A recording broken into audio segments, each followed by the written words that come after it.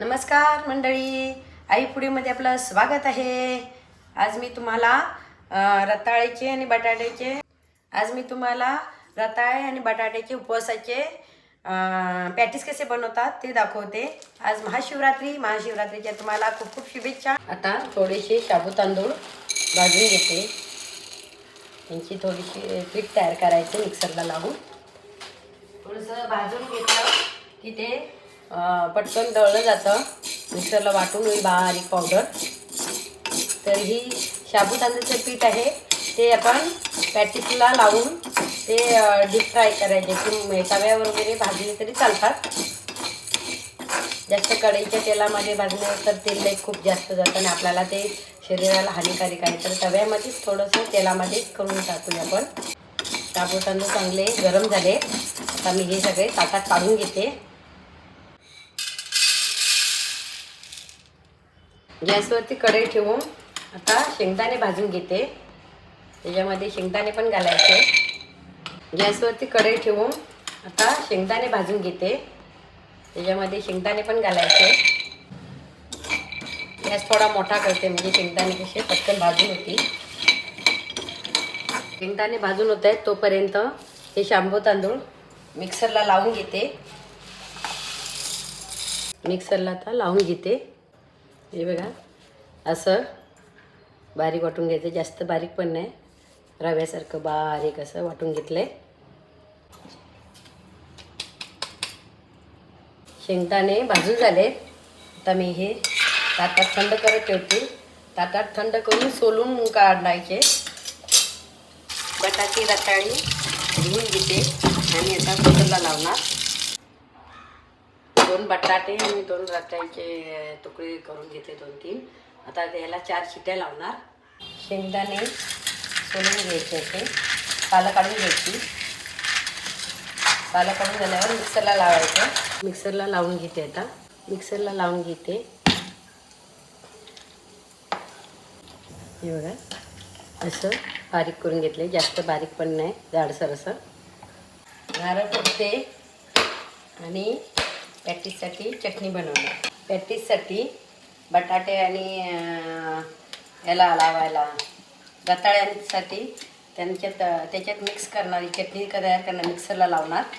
काय घेतले तर 4 मिरच्या, 1 कढीपत्त्याची डाळी आणि शेंगदाणे घेतले थोडेसे, आणि मीठ घालणार याच्यामध्ये।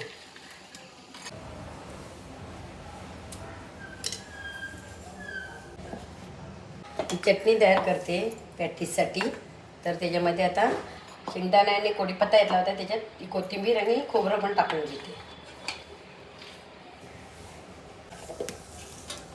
कुकर थंड झालाय, आता उघडते। थंड झाल्यावर उघडायचा, गरम गरम उघडायचं नाही। हे सगळं गरम आहे, थंड करत ठेवते बाहेर काढून। बटाटे दोन्ही पण शिजलेत आणि रताळी पण शिजलेत। बटाटे रताळी तर थंड झाले, आता त्यांची अशी सालं सोलून घ्यायची, सालं काढून घ्यायची। सगळे सोलून झाले, आता हे बघा असे स्मॅच करून झाले। हे सगळं दोन्ही एकत्र करून घेते।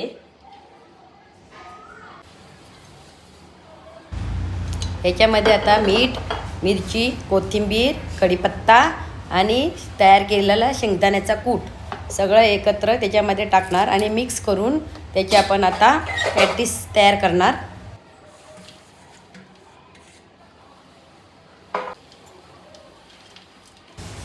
हे बघा, हे अशा प्रकारे सगळे हलवून मिक्स करून व्यवस्थित सगळं मिक्स करून घ्यायचं। हे सर्वाला ते व्यवस्थित लागलं पाहिजे, शेंगदाणे म्हणा, कोथिंबीर म्हणा, मिरची म्हणा, मीठ सर्व व्यवस्थित मिक्स झालं पाहिजे। मस्त टेस्टी लज्जतदार कुरकुरीत पॅटीस करून बघा, लहान मुलांना पण आवडतील, पुन्हा पुन्हा करायला आणि पुन्हा पुन्हा खाल। मस्त। हे बघा अशा प्रकारे पॅटीस तयार करायचे। मी कशी तयार केले तसा आकार देऊन चप्पट असं गोल असे प्रकारे आकार तयार करून ती तयार करायची पॅटीस। आता थोडे तळून घेणार, थोडेसे तेल टाकून। तेल घातलं, आता याच्यामध्ये मी हे पॅटीस सोडते, उपवासाची पॅटीस, रताळं आणि बटाट्याचे शेंगदाणे घालून पॅटीस। हे आता बनवलेले पॅटीस हे आपलं मी शाबू तांदळाचं पीठ मिक्सरला लावून ठेवलं होतं ना, तर त्याच्यात दाबून घ्यायचं असं चांगलं मस्तपैकी. तवा गरम झाला, थोडा गॅस बारीक करते. आता ह्याच्यामध्ये मी हे पॅटीस सोडते. शाबू तांदूळ जे वाटले ना, तर पीठ बारीक नाही केलं, थोडंसं रवाळदार वाटलं. आणि त्यामुळे हे काय होईल की हे आता पॅटीस आहेत ना, ते कडक होतील, मस्त कुरकुरीत छान टेस्टी टेस्टी. असे उपवासाचे पॅटीस तुम्ही करून बघा. तवा गरम आहे त्यामुळे पटकन होऊन जाते ते. आता मी हे पॅटीस चटणी बनवले, त्या चटणीसोबत खाणार आणि दही पण घेणार. पॅटीस एकदा पलटी मारते पुन्हा इकडे या साईड काय लागेल.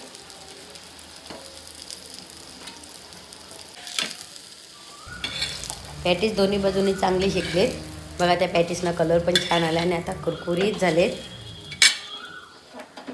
रताळ्याचे आणि बटाट्याचे पॅटीस आता मी खाऊन बघते. मस्त छान झालेत ते बघा, कुरकुरीत आहेत.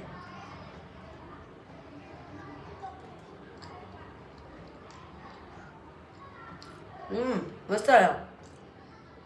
उपवासाला छान आहे. आपण सारखं खिचडी खाऊन खाऊन कंटाळतो ना, तर हे पॅटीस करून बघा, आवर्जून करून बघा. मस्त आलेत, छान लागतात. आता दहीसोबत खाऊन बघते.